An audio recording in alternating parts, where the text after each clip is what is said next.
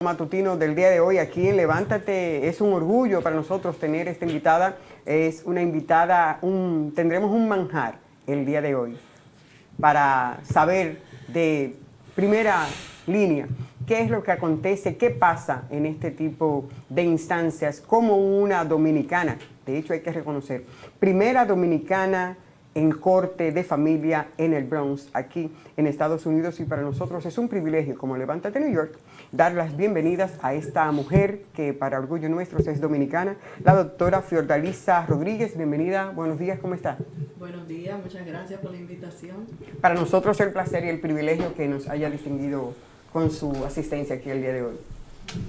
Buenos días, mucha felicitación por su programa, es un programa fabuloso, animado, hasta cierto punto. Pero para mí es un privilegio y estoy bien agradecida. Para nosotros. Sería interesante por ahí, jueza, que le dijéramos a los amigos y a las amigas cuál es la función de una jueza en una corte de familia aquí en el Bronx. ¿Cuáles son esas intríngulis que tiene que manejar la jueza Rodríguez? Bueno, el trabajo mío es, ahora mismo estoy lidiando con un calendario que se llama de protección de niños, de abuso y negligencia de niños. Y son los casos cuando la ciudad saca a los niños a veces o deja a los niños allá, en el cual los padres están acusados de abuso y negligencia. Pero también relacionado con ese caso, también lidio con órdenes de protecciones, con tutela, guardanza, paternidad, terminación de derechos de padres cuando es necesario y adopción. Estamos bien ocupados en la Corte de Familia.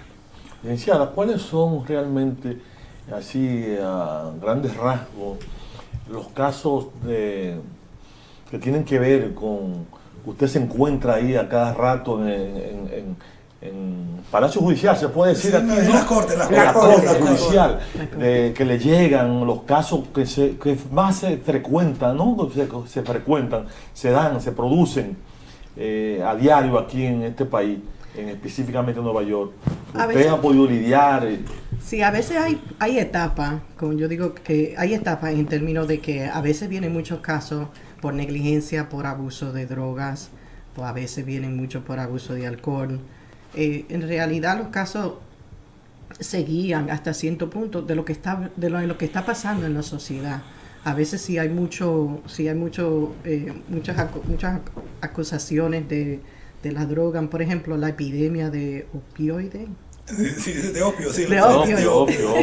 Perdone, mi español está bien, pero sí, a veces se me confunde. Pero también veo muchos casos de violencia doméstica, especialmente durante el tiempo de COVID, cuando estaban muchas personas en la casa que no podían salir en realidad. Interesante la estadística de qué pasó en ese tiempo, porque uno piensa que quizá las estadísticas fueron más altas, pero cuando uno chequea los números, no es necesariamente así, en términos de los números, cuando uno ve los números brutos, como dicen, de cuántos casos fueron en realidad llenados en la corte, porque la corte de familia durante la pandemia sí estaba abierta, siempre ha estado abierta, para los casos de violencia doméstica y para casos de abuso y negligencia. No cerraron. Lo que pasa es que la información a veces estaba un poco confusa en términos y hay algunas personas que sí piensan de que durante la pandemia los casos no podían ir a la corte, pero siempre la corte estaba abierta. Lo que pasa es el volumen que se trató de controlar, puesto de que se abrió la oportunidad de tener audiencias virtuales a través de computadoras, para que las personas tenían la corte abierta para las personas que querían entrar a la puerta y llenar su petición, pero también tenían la oportunidad de que podían firmar por un programa por la computadora y comparecer enfrente de la jueza o el juez o el referí. Doctor, bienvenida. Gracias. Oscar Pérez, un placer. Ok, durante la pandemia y ahora que tenemos la oportunidad más o menos de analizar la data, ¿hubo un incremento de la violencia doméstica o los números más o menos siguen se establecieron, porque lo que creíamos era que iba a haber otro boom de niños, de como los papás y mamá iban a estar en la casa constantemente y ahora el marido no puede decir que está cansado ni la mujer que le duele la cabeza, porque íbamos a tener un montón de niños ahora. Aparentemente eso no pasó. No. Pero ¿la violencia doméstica se incrementó durante la pandemia o no? Sí se incrementó. La cosa es si en realidad se reportó, porque las llamadas sí fueron bastantes. En lo que le dicen el hotline, el 1-800, en el cual llamaron las personas que pedían ayuda. Pero hay que tener en cuenta que hay muchas llamadas de la violencia doméstica que no son reportadas por las víctimas, sino que son reportadas por otras personas alrededor. Por ejemplo, las personas que están, los maestros en la escuela, a veces las personas en trabajo, en lugares de daycare, de donde cuidan los niños. Y esas son las personas que a veces llaman a la atención a la policía o a la agencia de New York City Children's Services, que es la agencia de la ciudad que chequea el bienestar de los niños. Entonces es ahí que va el punto de que como las personas estaban en la casa, los niños no estaban yendo a la escuela, no podían reportar qué vieron, qué no vieron. También la violencia de niños, no se vieron los moretones, los niños no tuvieron un escape, como decirle a los maestros o a los amigos qué fue lo que ellos vieron. Pero en el Bronx, escúchame, Niurka, en el Bronx, ¿cuáles son, o no cuáles no, quiénes de los que victimizan o cometen esas infracciones a la ley, de dónde proceden? ¿Tienen ustedes una lista, un documento que diga, son dominicanos la mayoría, son puertorriqueños la mayoría? ¿Quiénes son realmente los que más cometen esos hechos? Yo no he visto hasta ahora ninguna estadística de que define tanto así, como por ejemplo un dominicano, un latino, un moreno. La nacionalidad. Exacto, la nacionalidad, porque recuerden que la violencia doméstica no tiene en realidad no tiene que ver con el etnio, no tiene que ver con la educación, no tiene que ver si uno es pobre, si uno es rico. La violencia doméstica puede existir a través de todas estas diferentes cosas. Pero yo le hago la pregunta, cosas. Escúcheme, porque se tiene la creencia, y en cierta forma sí, que nosotros somos un país machista y tenemos muchos problemas con esto para lidiar con nuestras esposas, con nuestros hijos, quizás por el atraso de República Dominicana. Entonces, como aquí en Nueva York, específicamente el Bronx, la mayoría se dice, y así es, está habitada por dominicanos. Entonces yo le hago la pregunta por eso. Yo creo que esos son estereotípicas en general de cómo son las personas latinas, que son así, que tienen mucha pasión, que quizás hay algunas 2 o 3, como dicen, manzanas que están podridas, que quizás vienen al frente de la media. Pero eso no quiere decir de que los números, cuando tú chequeas bien, de que eso es verdad. Por eso es que la estadística hay que chequearla. Hay que chequearla de dónde vienen.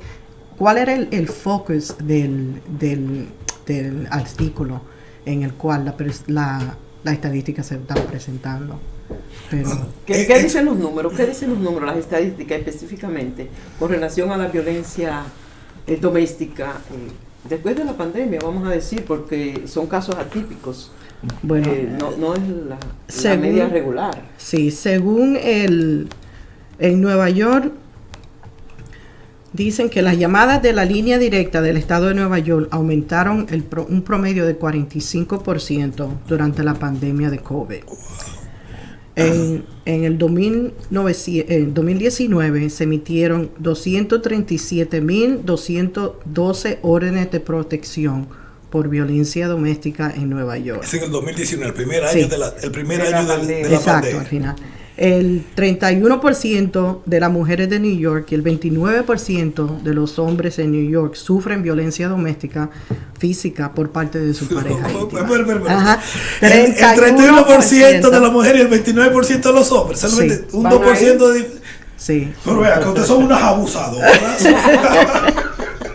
O sea, que han estado mintiendo. No, que nosotros hemos quedado callados ahora que estamos hablando. Sí, tú sabes, pero...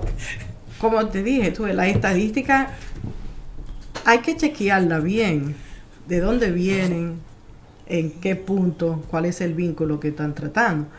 Porque te digo, no puedo hablar específicamente de los casos que vienen enfrente de mí, pero la mayoría de personas que vienen enfrente de mí son mujeres. Un poco por ciento son hombres. Eso no quiere decir de que, tú sabes, de que no hay, porque sí hay. Hay algunas personas de que son violentas, algunas mujeres que son violentas. Lo que pasa es que no hay tantas. Y la mayoría que... O por lo menos los hombres no reportan. Exacto. Por vergüenza. ¿Tú te imaginas un hombre sí, de 350 libras gritándole a la mujer, mira, es una mujer, una mujer de 5 o 2? A mí siempre, y en estos días no hace mucho, estuvimos conversando sobre ese tema. ¿Cuál es el criterio que se utiliza para sacar a un niño de su entorno familiar? ¿Y por qué uno ve, por lo menos a través de los documentales, a través de las películas, de que ese niño, en vez de colocarlo en una familia o la familia más cercana que esté en la disposición de acoger a ese niño, preferimos darlo a un tercero? ¿Cuál es la dinámica y por qué se da eso y no preferimos entonces hacer la primera opción, que es lo más cercano, que es la familia del niño? Bueno, yo sé que las películas son buenas y entretienen. Ese punto al lado. La ley es de que el niño tiene que quedarse, la niña, tiene que quedarse en la casa, al menos de que estén en riesgo inminente. Inminente quiere decir que ahora mismo le va a pasar algo. Y eso es algo que que las trabajadoras y los trabajadores sociales tienen entrenamiento para determinar cuál es. Ahora, a veces hay entrenamiento bueno y hay veces que no hay entrenamiento bueno. Entonces, como juez, uno tiene que distinguir lo más que pueda y obtener ya cuando se llena la petición, obtener la más información posible. Pero la ley es que el niño o la niña se queda en la casa y uno le puede ofrecer servicios a la familia, como por ejemplo, servicio preventivo, le puede dar un referido si hay un problema de droga, si hay un problema mental, que son los casos que son bien me da mucha preocupación porque por ejemplo, perdón doctora, este caso reciente en el que la mamá tenía un problema de salud mental, tenía una supervisión, pero la señora el último recurso que usó fue que mató a los 3 niños en Long Island, si mal no recuerdo, hace apenas 2 semanas, semana y pico. Entonces, pero ya ese cuadro estaba y tenía un supervisor. Entonces, ¿hasta qué punto y dónde está la vigilancia del Estado para esos niños? Porque la mamá estaba en un proceso, es decir, la mamá estaba ubicable, se sabía que tenía un problema, aún así su trabajadora social dejó esos niños ahí están las consecuencias. Sí, porque como le dije, hay buen entrenamiento y hay no, pero también la salud mental es bien compleja, en el sentido de que no solamente hay que chequear la persona que está sufriendo por los asuntos médicos, pero también cómo se va a impactar esos niños si salen de ese tipo de ambiente. Entonces, generalmente lo que hace la ciudad es que trata de poner ese tipo de chequeo. Pueden ser servicios intensivos en el cual una agencia de afuera va con más frecuencia, no solamente va 2 veces a la semana. Los jueces también tienen el poder de decir, no, yo quiero que tú vayas todos los días hasta que consiga una agencia. Pero eso también tiene que ver con los recursos que hay disponibles. Desafortunadamente, hay muchos casos de negligencia y los recursos a veces son pocos. Pero ¿usted cree que toda esa violencia, tanto intrafamiliar como infantil, puede desaparecer de la noche a la mañana en una sociedad podrida, donde la droga, todos los eventos que vemos a diario, usted sabe cuáles son, no tengo que decirle? ¿Qué hacer? ¿Qué usted sugiere? Yo no creo que eso puede desaparecer de un día al otro. Hay mucho trabajo que hacer en ese sentido, en términos de aumento de las trabajadoras sociales o los trabajadores sociales que están dispuestos a tratar de cómo reparar la familia. También tienen que haber los servicios comunitarios disponibles, porque hay diferentes organizaciones que proveen el servicio, pero ellas tampoco tienen el personal disponible para proveer los servicios así tan rápido como uno lo quiere. Entonces hay un intercambio que depende uno del otro, para tratar de resolver esa situación. Yo diría ¿Cómo se puede resolver? Tratando de educarse mejor de qué es la violencia doméstica, cuáles son las cosas que tú puedes hacer, que no debes hacer. Como quien dice, como dicen, juzgar a las personas que están en ese tipo de situación, ese ser querido, juzgarlo y decirle, no, tú tienes que dejar a esa persona. No, tú tienes que apoyar y darle apoyo a esa persona y dejarle saber de que ella no es tan solo o sola en esa situación. Vamos a ver vamos a tomar un plan de acción, un plan de emergencia. Si te pasa esto, ¿qué vamos a hacer? De proveerle apoyo, no juzgamiento, no juzgar a la persona, porque a veces dice el refrán, entre pleito de marido y mujer que nadie se meta. Pero visto jurídicamente, ¿eso está bien? ¿O la familia tiene que tener realmente un papel estelar en eso? Porque a veces, usted lo dice, la mujer o el propio hombre no dice por lo que está pasando. ¿Cómo la familia puede participar y demandar? Justamente puede poner la demanda para que esto no siga aconteciendo, porque la mujer o el propio hombre no van a reconocer eso. ¿Cómo la familia forma parte en este proceso? Solamente proveniéndole apoyo a la víctima que está, dejándole saber de que está ahí. Si la persona le dice, mira, yo no sé qué hacer, tú puedes ir conmigo a la corte, ven conmigo, apóyame, tú puedes venir conmigo a consejería, ven conmigo, agárrame la mano, porque tú no puedes llenar una orden de protección a favor de una persona, especialmente un adulto. Para poder venir en la orden a la corte de familia, tú tienes que tener una relación de sangre, casado. Doctora, ¿y usted no cree que eso sería oportuno revisarlo? Porque el asunto, por ejemplo, usted lo está diciendo, pero supongo, mi hermana, yo sé que mi hermana está siendo producto de una violencia doméstica, pero ella no se deja ayudar, por lo que sea. Entonces, para yo tomar la decisión de yo ir a poner la demanda, aunque mi hermana me odie por un tiempo, sí, le va a molestar, no va a estar conforme conmigo, pero yo hice lo correcto. Sí. Pero si hago eso entonces y al final no da tiempo, eso es un riesgo que nos estamos Eso es corriendo. un riesgo, y también sí puede, por ejemplo, si hay niños involucrados, puede llamar al hotline de negligencia de niños, para dejarles saber de que hay violencia doméstica en el cual los niños están expuestos. Esa es una manera, pero como le dije, a veces las personas no van a estar contentas con eso, y a veces cuando la ciudad ya está involucrada, pierden el control de lo que ellos quieran o no quieran hacer, y quizá puedan hacerlo por un tiempo, está de acuerdo con lo que con el plan que uno hace, que hicieron, pero hay veces que la misma persona a través de familia o de familiares vienen y le dicen, ay no, I'm sorry, eso fue el alcohol, eso fue la droga, yo estaba borracho, lo que sea, tú sabes, siempre hay diferentes excusas en el cual, dependiendo también de la situación económica, pues puede ser de que tenga que ver. Doctora, magistrada, estamos hablando en función de una familia normal, papá, mamá y los niños. Pero en el caso de que los padres están separados, viven en lugares diferentes, entonces la custodia de los niños, ¿puede existir los casos de que los padres o la madre puedan manipular al niño para que el juez no se dé cuenta de la realidad que está viviendo este niño? Sí, desafortunadamente eso sí pasa, puesto de que a veces los adultos involucran a los niños en ese tipo de van y ven, dar un mensaje o al padre o la madre, sí lo involucran, sí lo tratan a veces de comprar en términos de comprándole esto, comprándole un bulto, cualquier cosa que los niños cosas quieran. Materiales. Exacto, cosas materiales. La ley no es de que la madre o el padre tiene prioridad.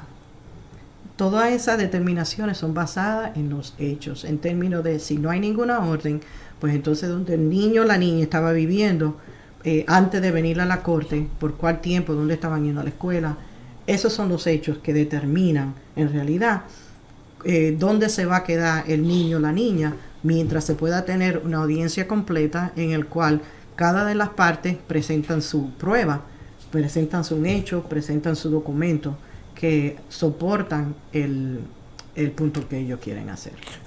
Doctor, magistrada, uno de los problemas que tenemos, yo trabajo en el área de la salud, y es la diversidad cultural que existe en la ciudad de New York. Y uno de los problemas es cómo una persona identifica de que es víctima de violencia social versus sus costumbres culturales, que es el papel de esa persona como esposo o como es, por ejemplo, darle 4 correazos a un muchacho, para nosotros es prioridad. Sí. Esa. Entonces, pero eso, o sea, como una persona y cómo nosotros le llevamos el mensaje a las personas que dicen, no, un momento, eso que está haciendo ahí, puede ser que allá en Juan Gurutanga, donde se vea como culturalmente normal, pero en los Estados Unidos se considera violencia doméstica. Entonces, la pregunta es la siguiente: usted como juez, ¿cómo usted maneja esas dos cosas? El hecho de que una persona tiene un comportamiento que dentro de su ambiente cultural es normal, pero que dentro de aquí en los Estados Unidos sería abuso infantil, o el hecho de que una persona se comporte en lo que él considera ser un buen esposo, cuando aquí realmente es abusivo el comportamiento. ¿Cómo se maneja esa dinámica entre lo cultural y la ley? Eso se maneja a través de la entrevista que tiene el trabajador o trabajadora social con la persona, dependiendo de cómo la persona responda a las preguntas que se hagan. Hay manera de cómo distinguir cuando una persona ha sido manipulada, cuando está controlada. También a través de eso, a través de las entrevistas, sale de cuáles son las normas culturales que son aceptables y cuáles no. Por ejemplo, como usted dice, siempre uno correazo ahí, eso no es gran cosa.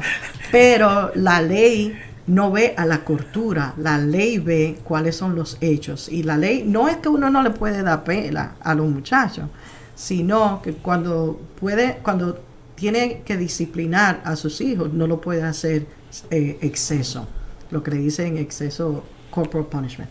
Exceso corporal. Abuso corporal excesivo. Exacto. No puede ser excesivo. Y a veces eso se califica que, por ejemplo, si hay marcas, si tuvieron que llevarlo al doctor, si le tuvieron que dar punto y cosas así.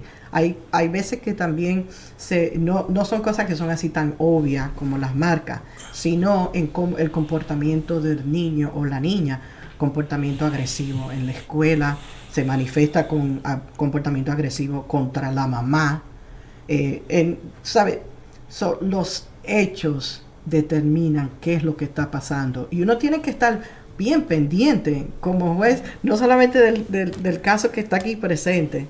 Tú sabes, los emails que vienen por aquí, el abogado que viene por allá, el asistente que viene por aquí, el otro asistente que viene por acá. Tú sabes, uno tiene que en realidad enfocarse cuáles son las palabras que ya uno tiene por entrenamiento, cuáles son las palabras que uno tiene que buscar. Pero hay garantía, doctora, de que cuando se produzcan estos eventos, o sea, este problema infantil, producto de las luchas que se dan a los intestinos de un hogar X, ¿no? Y que lo llevan a la justicia y que llevan un encantado X, hay garantía de que usted como mujer perteneciente al género femenino no puede ser influenciada por su propio género para favorecer a quien no tiene la razón. No, y le digo porque yo no, obviamente mi experiencia, lo que yo he pasado, donde nací, toda influencia de la manera de que yo veo las cosas, pero la ley y los hechos y la prueba, eso está ahí. De eso fue lo que yo, cuando vine a ejercer esta carrera, yo tomé un juramento de que yo iba a seguir a la ley, aplicar las reglas de evidencia, y lo iba a aplicar a los hechos. Mis experiencias culturales y mi experiencia a través de los años, porque yo he sido abogada de los niños, he sido abogada de la ciudad, después fui abogada de los niños y de los padres, también referí antes de ser juez. Mi entrenamiento de todas esas cosas me ayudan a cómo distinguir las cosas, pero solamente me da el punto de vista. Todavía al final del día yo tengo que aplicar la ley basado en los hechos que se me presentan. Magistrada, hay un asunto que usted dice la violencia infantil, la física, es evidente, se puede ver, Sí. pero la violencia psicológica que están sufriendo los niños, ¿cuán difícil es que ustedes puedan determinar eso?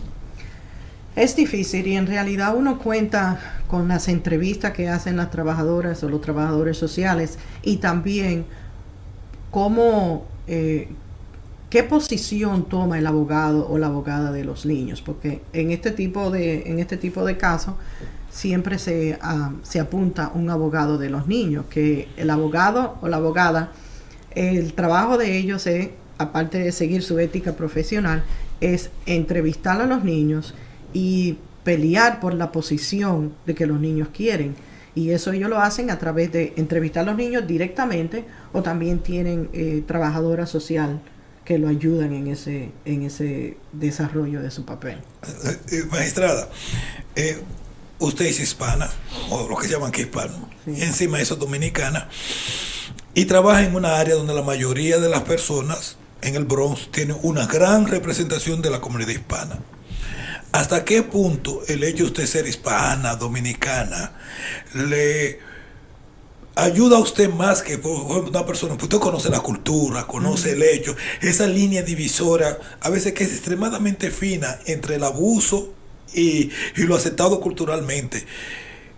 ¿Cómo le ayuda a usted toda esa experiencia de su origen para aplicar justicia, que es lo que se busca, aplicar justicia en los casos que se enfrentan ustedes? Yo creo que las personas cuando vienen enfrente de mí sienten algo que no es palpable, pero como que se nota. Dicen, bueno, yo estoy aquí enfrente de la doctora Fiordalisa Rodríguez. Como que el hecho de que yo esté ahí le da una seguridad a las personas de que yo voy a oír. También la cara joven me ayuda. Y hermosa. La cara joven me ayuda. Pero también de la manera de que yo manejo mi tribunal, es una manera de que cada persona tiene la oportunidad de decir lo que tiene que decir. Porque yo baso mi decisión en cada lado. Y eso viene a través de mi entrenamiento, porque ya yo sé cómo se ve ese punto, de este lado, el punto de la agencia, el punto de los padres, el punto de los niños.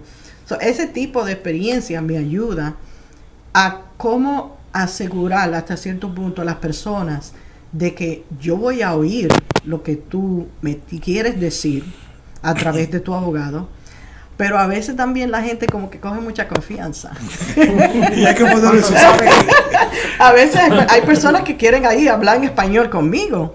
Y yo le tengo que decir, no, yo lo siento mucho, pero estamos en las actas, yo no puedo hablar español. Nosotros tenemos una persona, un intérprete oficial para que pueda hacer eso.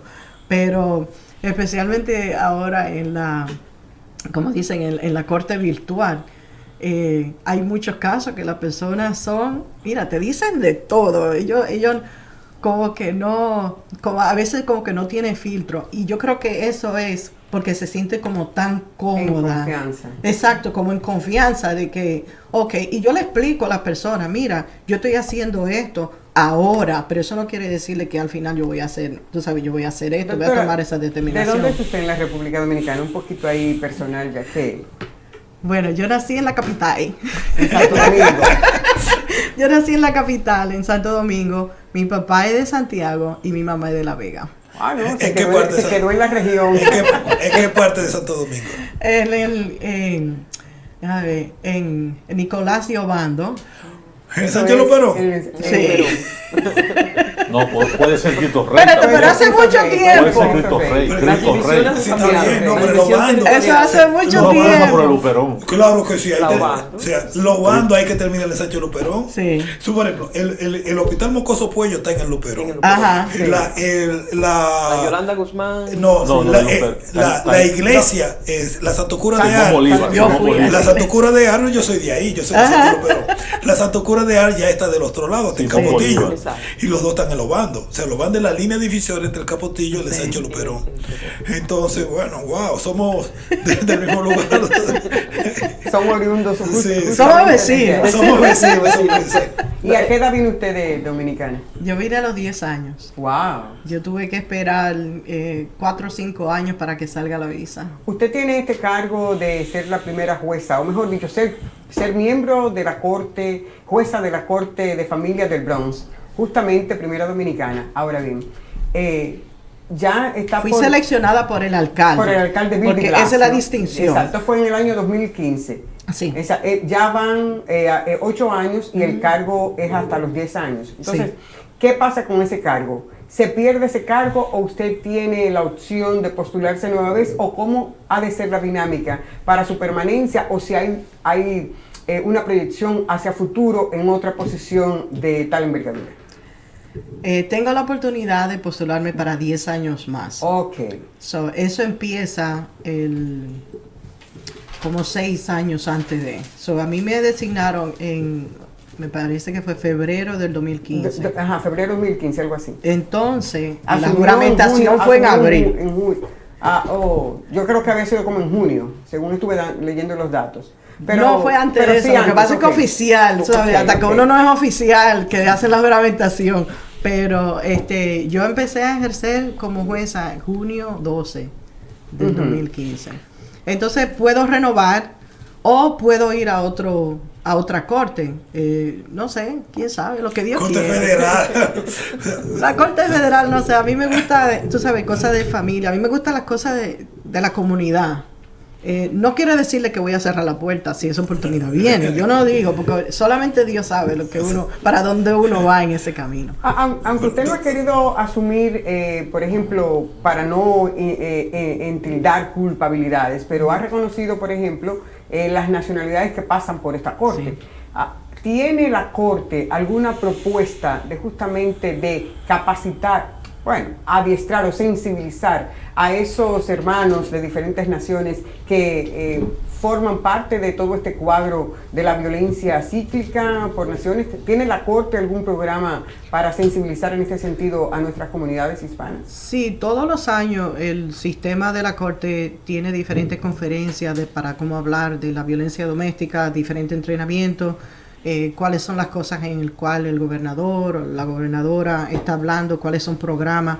Eso es algo que vamos regularmente. También tiene que ver con la diversidad, tratando de buscar cuáles son las personas que pueden venir para que el cuadro de juez sea diversificado. Siempre andan buscando las asociaciones de abogados, que son un buen vínculo de cómo si uno quiere ejercer, llegar a ser juez.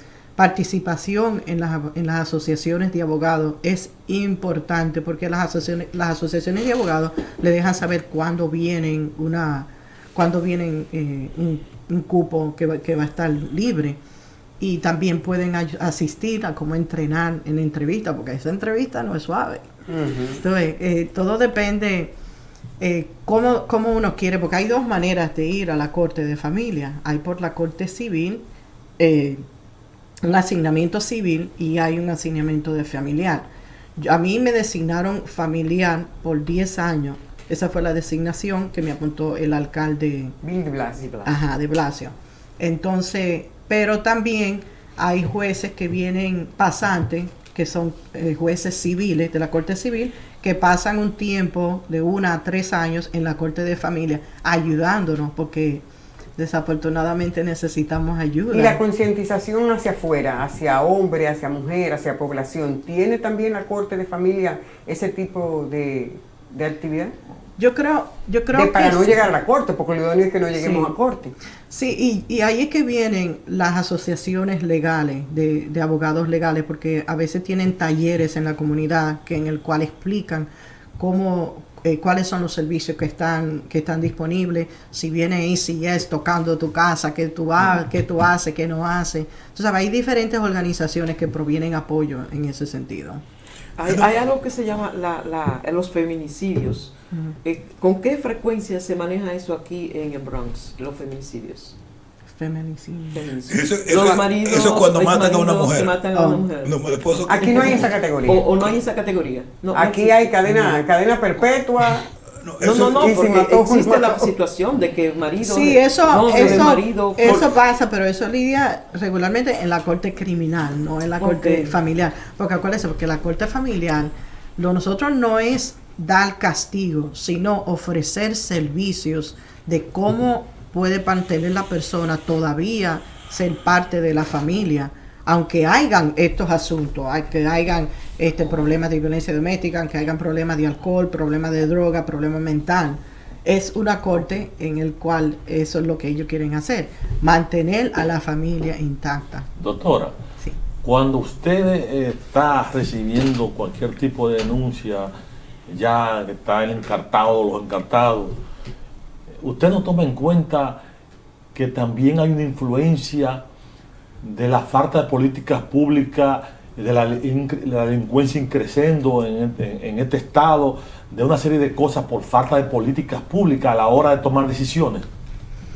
Bueno, yo no puedo hablar Que de influencia al política. no, pero escúchame, pero es que usted sabe muy bien que también eso, cuando usted sale a buscar trabajo, usted sale a buscar otras cosas que necesita el ser humano para seguir viviendo, porque el primer deber de todo ser humano es seguir existiendo. Sí. Y entonces se encuentra que no aparece nada de eso y llega a la casa, tanto hombre como mujer, encendido. Y cualquier cosa puede pasar cuando la mujer o cuando hay una discusioncita pequeña o le exige una exigencia. Entonces todo eso tiene que tomarse en cuenta, pienso yo. Sí, todo eso se toma en cuenta y por eso le digo, todo depende si eso viene a la luz. Porque a veces el día primero que están postulando el caso, no viene toda la información.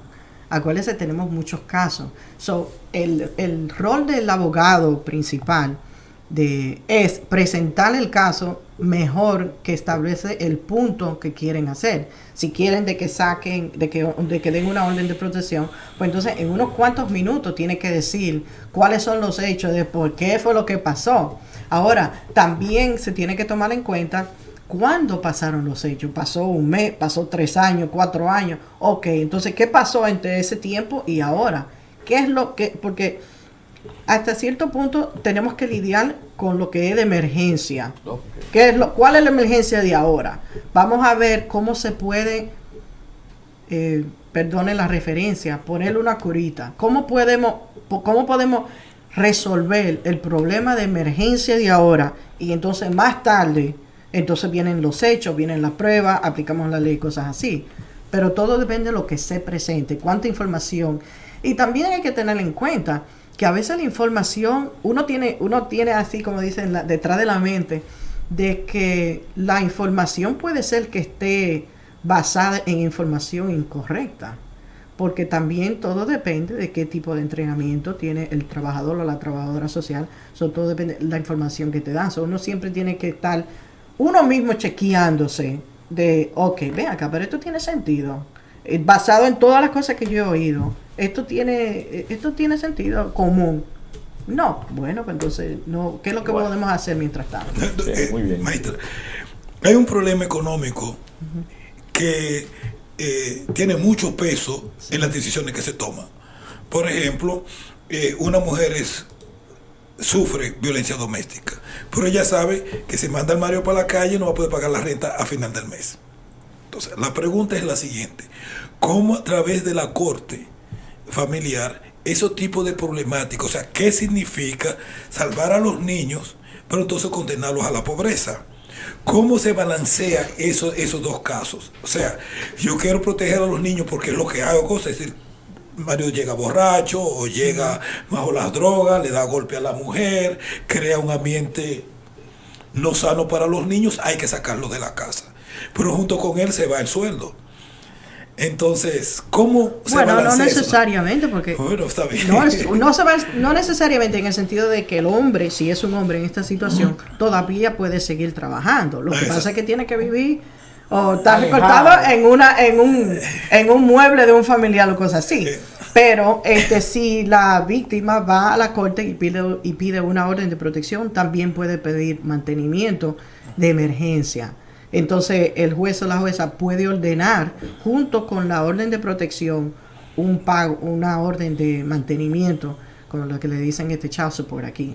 So, eso es lo de emergencia. También se puede hablar como le digo, yo siempre soy bien práctica. Ven acá, puede haber un familiar de que tú le puedas mandar los chelitos, de que le puedas mandar el dinero a la familia, porque si la madre estaba en la casa y no estaba trabajando, entonces ¿cómo se van a poder mantener? ¿Tú ves? Entonces, eso son cosas que, no obstante, al menos que las personas lo digan, no son cosas que en realidad nosotros lo vamos a hacer así por así. La persona tiene que postular cuáles son los problemas que quieren que nosotros lidien. Y también nosotros le podemos decir a ellos, bueno, pues cuando termine aquí, ve allá abajo y llena una petición de mantenimiento. Si puede ser mantenimiento para la esposa, si están casados, o para los niños, o los dos. ¿Y cómo se determina el child support, doctora? Pues en el sentido de que hay muchas personas, muchos hombres que son demandados por child support, pero no tienen un trabajo, por lo menos que el sueldo sea emanado a través de un cheque que se pueda cuantificar cuánto gana. ¿Cómo se determina ahí el asunto del child support para los niños? Hay una fórmula que es que está en la ley. Normalmente son 17% del salario de la persona que eso no está bien. Si tengo una prueba de sueldo, porque si digo que cuánto gano, que soy un self-employment, por ejemplo. Pues entonces tiene que traer papeles, pero acuérdese que la otra persona que sabe cuál es el dinero que viene a la casa está en el otro lado. O sea, uno le pregunta del otro lado, mira, eso suena bien, ese número suena bien, ¿sabes? Y entonces ahí es que empiezan a salir todas, no, pero él tiene una cuenta de por aquí, y él le hizo este trabajo, ¿sabes? Esto es todo depende. De cuánto hable ella. Exacto. La ley es 17% normalmente del padre que no vive con los niños, 25% 17% por un niño, 25% por 2, 29% por 3 y 31% por más de 4. Las consecuencias legales de un padre, vamos a decir, que no cumpla con esta norma, que no le dé el sustento a su niño. ¿Cuáles son las consecuencias para él? Le puede impactar la licencia de manejar, si llena una violación, lo pueden encarcelar si se prueba de que ha violado la orden judicial de mantenimiento. Estos porcientos son aplicables a las mujeres también, es decir, las mujeres cuando son demandadas por los hombres, es el mismo porcentaje. El mismo, eso no cambia. Okay. Eso es por la legislación. Si me convidan a pagar por incumplimiento, si no estoy cumpliendo, pago $5,000. Un ejemplo hipotético. No pagué hoy, pero es acumulativa. El dinero sigue corriendo, no se para. No se para, eso sigue ahí. Esa deuda sigue ahí. Doctora, injusticia. Doctora, no justicia, porque los niños tienen que ser mantenidos. Claro que sí. ¿Quiénes debemos acudir a una corte de familia y en qué momento debemos acudir a ella y dónde está la más cercana en el caso suyo? ¿Cualquiera puede ir a su corte a hacer una demanda o tengo que vivir en el zip code que está registrado en ISAE? No tiene que vivir en el zip code. Cualquiera persona que vive en el Bronx puede ir a la corte de familia. Estamos localizados en el 900 de Sheridan Avenue, ahí en la 161. Si va ahí al primer piso, hay muchos asistentes en el cual le pueden ayudar a llenar la petición. Idioma? Sí, en nuestro idioma. Sí, ellos tienen intérpretes, tienen diferentes intérpretes, hasta tienen una línea de lenguaje en el cual pueden tener muchos lenguajes, porque no solamente español, a veces hay cosas... Ay, Dios mío, hay muchos a veces lenguajes. En Queens solo 250. A veces tú te encuentras latinoamericanos que no hablan español, señores, no se sorprendan. Sí. Me ha pasado. Sí, porque su esposa es rusa. Sí,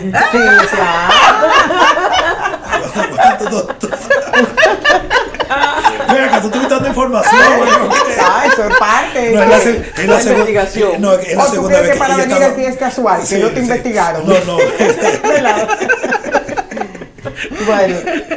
Bueno, así pero señora Niurka, la doctora también tiene un punto altruista, que también ella tiene un trabajo comunitario de muchos años. ¿Puedes hablar un poquito de esa labor comunitaria? Del YMCA. Sí. Yo soy la presidenta de la directiva del YMCA de aquí del Bronx. Ya este es mi último año, pero antes de eso también estaba en la directiva.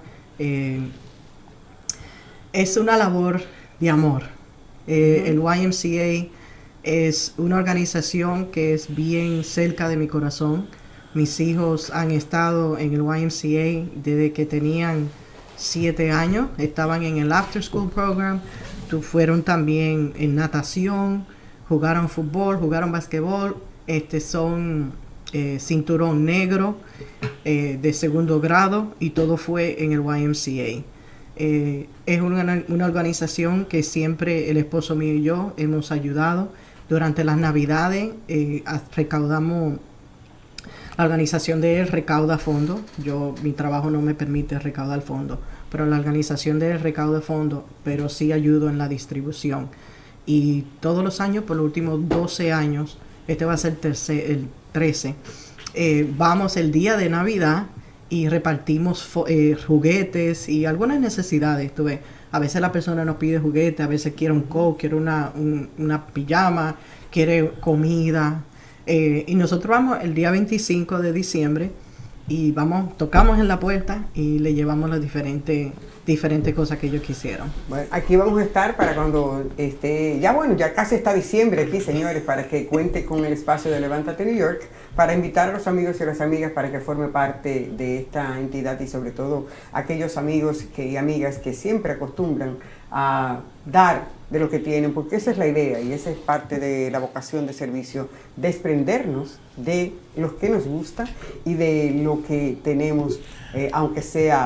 el hombre que paga $5,000 de child support. Bueno, queremos ese es el 17% de su ingreso. Queremos agradecer la participación, ¿no? Y sobre todo con mucho orgullo despedir a la doctora, primera jueza dominicana de la Corte de Familia aquí en el Bronx, la doctora Fiordalisa Rodríguez. Ha sido un placer que nos haya acompañado en esta mañana de Levántate New York, doctora. La invitación queda abierta, muchos temas porque la gente necesita orientación. Ok, aquí estamos a la orden. Muchas gracias por la invitación. Esta ha sido una muy bonita conversación y espero seguirla. Así es. Señores, vamos a la pausa. Inmediatamente ya venimos para la despedida formal de este espacio de Levántate New York. No se mueva, todavía resta.